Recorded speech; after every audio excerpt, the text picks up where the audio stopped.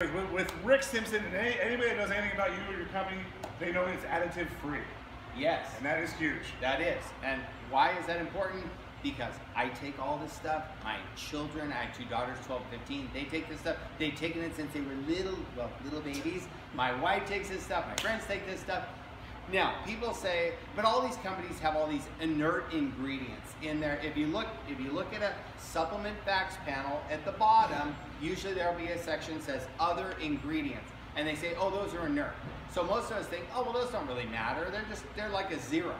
Well, if you really start looking at what those materials are, you find out they're highly refined, which I don't like. But beyond that, there's a lot more that goes into it. Let's take stearic acid, for example. Stearic acid is a binder that's used in the manufacturing of tablets. When you compress all that powder together, you have to have something that holds it all together. And that's stearic acid. Well, stearic acid is a natural essential fatty acid found in many chocolate, coconut oil, things like that. But unfortunately, the stearic acid we use in this industry is anything but natural, because they don't want to spend the money to get stearic acid from coconut oil, where it might be very expensive. They get it from cottonseed oil. Well, cotton cottonseed oil is a heavily pesticided crop. It's one of the most heavily pesticided crops, which most people really don't want, all those extra pesticides. It also it's full of genetically modified organisms, GMOs, which are getting more media attention these days.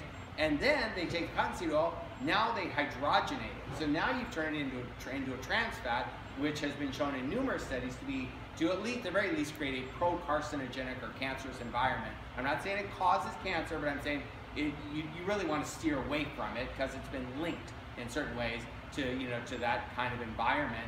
And so now you're getting pesticides, genetically modifying organisms, trans fat. That's what the stearic acid is that is used in manufacturing your tablets. Now, in these capsules, not ours, but other capsules, they use something called magnesium stearate. Magnesium stearate comes from, guess what? Stearic acid bound to magnesium. So now you're getting stearic acid in the capsules also. Now, in the tablets, you're getting about 3 to 7% stearic acid, and you're also getting magnesium stearate. In capsules, you're getting about 0.5 to 1% magnesium stearate, but nevertheless, you're still getting something that's trans fat, pesticides, GMOs, stuff that I don't want and I don't want my children to have. And it's been well established. When I've talked to young girls now, when I was a kid, young girls did not start developing until they were 12, 13, 14 years old. And now girls develop, 9, 10, 11 years old. Why?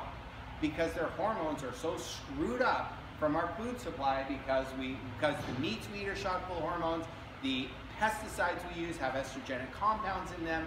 We have so screwed up our food supply. So when I take a supplement that's for my health, I really don't want to take a bunch of stuff in there that I really am not wanting to pay for, which are all the GMOs, pesticides, trans fat, all that stuff. So every product we make is additive free for that reason. Great.